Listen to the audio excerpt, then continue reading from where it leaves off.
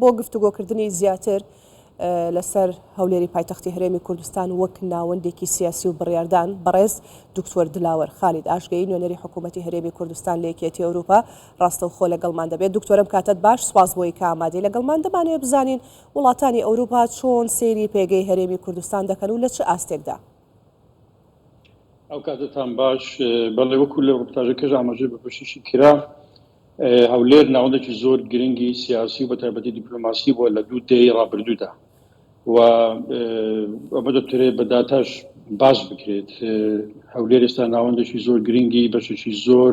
لە وڵاتانی ئەندام لە یەکێتی ئەوروپا و دەرەوە یەکێتی ئەوروپا شکردنە نەراتی فەرمیان لە هەرێمی کوردستان هەیە، کۆنسوڵخانەی گشتیان هەیە، کۆنسوڵخانەن هەیە، ناوەندی بازرگانیان هەیە،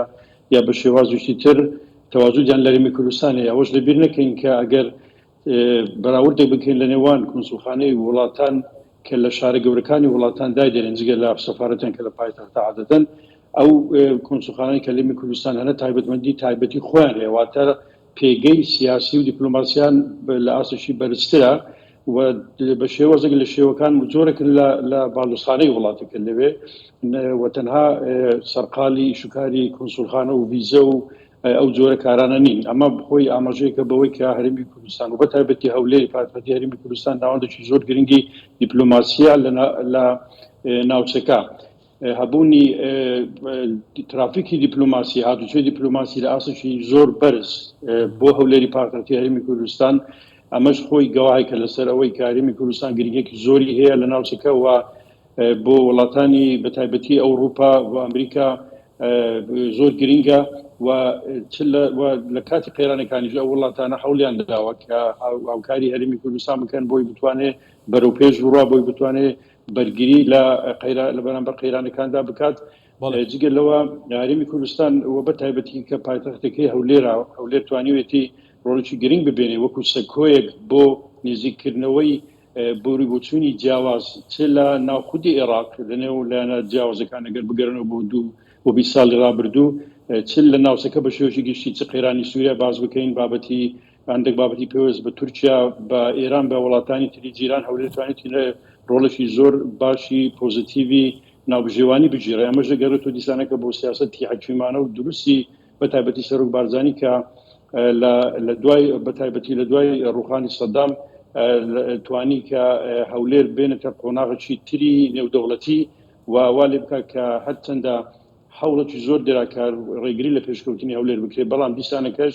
هەر بەرەو پێش ڕۆی و دەتوانین بڵین بە هەموو پێوەرێک دەتوانین بڵین کە هەولێر ئێستا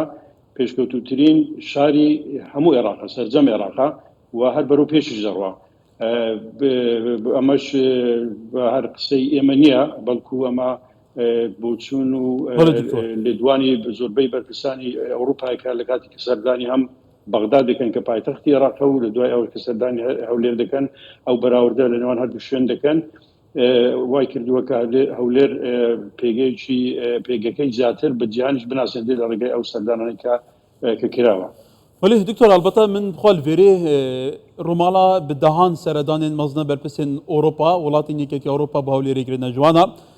bêguman Fransa Holand serokê berê Fransa, Macron serokên hayê Fransa di heman dem da wezîrên bergiriyê, wezîrên derve heta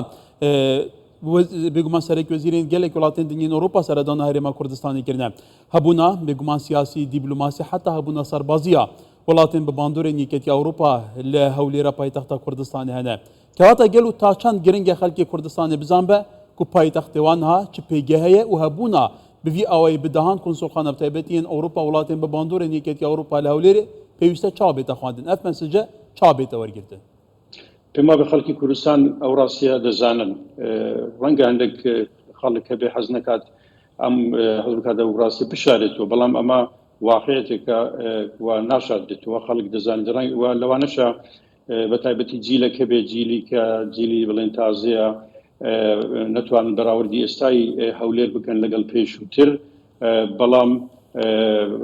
ئێستا سەردەمی تەکنۆلۆژیا و زانستە و زۆر بە ئاسانی دەتوانێت بگەڕێ و دواوە بزانی کە هەولێر بە چ کاتێکی کورت لە چ قۆناغێکدا هاتووتە چ قۆناغشی زۆر جیاواز. من دەتوانم ئاماژە بە دوو لێدوانی دوو بەرپرسی زۆر باڵای ئەوروپی بکەم، ناوەکانان ئاماژە پێ ناکەم، بەڵام لە کاتی یەکەم جاران هاتینیان بۆ بەغدا و دواتر گەیشتن بە هەولێر ومانەوەیان پاش ڕۆژێک یەکیشان وتی کە وام هەست کرد لە وڵاتێک هاتمە وڵاتێکی تر یەکی تریان وتی وام زانین لە سەدەیەک هاتمە سەدەیەکی تر ینی جیاوازەکان ئەوەندە زۆر بوون دواتر هەولێر توانی لە ڕووی ئەمنیەتیەوە سەڕای هەموو ئەو تحداتانە ئەو مەترسیانی کە لەسەری هەبوون بە تایبەتی بە سیاسەتێکی دروستی ئاسایش و ئەمنی تواندرا کە هەولێر پارێزراو بێت لە شوێنێکدا کە لەناو بڵێن دوورگەی قەیران و شەڕی تیرۆر بوو توانی لەسەر قازی خۆی بوەستێ و خەڵکەکەی بپارێزێ ئەمەش خۆی دەستکەوتێکی زۆر گرنگەوە زۆر جار بەرپرسانی ئەوروپا ئاماژیان بەو خاڵە گرنگە کردووە کە بۆچی هەولێر دەتوانێت ئەوە بکات هەرێمی کوردستان دەتوانێت ئەوە بکات بۆ شوێنەکانی تری عێراق توانای ئەو دابینکردنی و ئاسایشیان نییە. دکتۆر ئەو ئاڵنگاری و ناکۆچیە سیاسی ئێستا لە هەرێمی کوردستان دەگوزەرێ تا چەند کاریگەری کردوتە سەرپێکە و مەکانەتی هەرێمی کوردستان لە ئاستی یەکێتی ئەوروپا؟ خۆی ئەو ئەنگەرانە بەداخەوە نابووە هەبان دەبێ هەمومان لەسەر ئەوە کۆکین کە دەبێ کورد ئێستا لە هەموو کاتێک یەکگرتووتر بێ و بە یەکگرتووی دەتوانێت بەرگری لە مافەکانی خۆی بکات و دۆستانی ئەمەش و وڵاتانی ئەوروپاش کە بەتایبەتی ئەوانی کە لە هەرێمی کوردستان هەن و پەرۆشەوە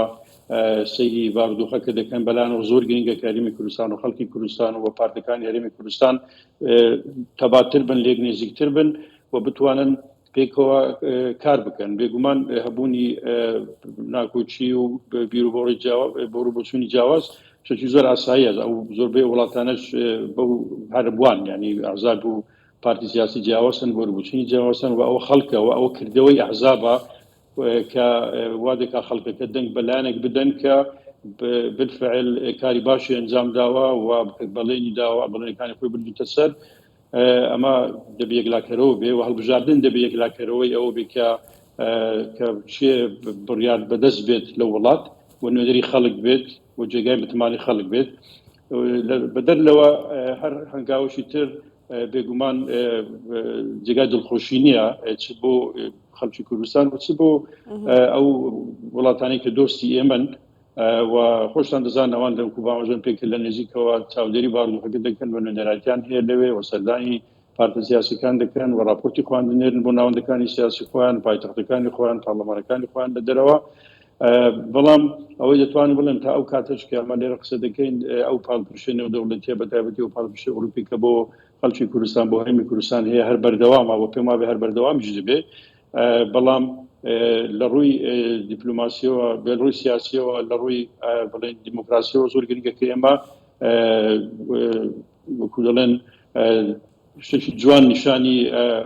جیهانی دەرەوە بنین کە ئێمەش دەتوانین وەکووان سەڵای هەبوونی بچوونی جیاواز بەڵام بە تەفاهم و بە لێکتێگەیشتن وڵاتی خۆمان یا هەرێمی خۆمان بەڕێوە ببین لە زۆر وڵاتی تر کە لە ناوچەکە هەن.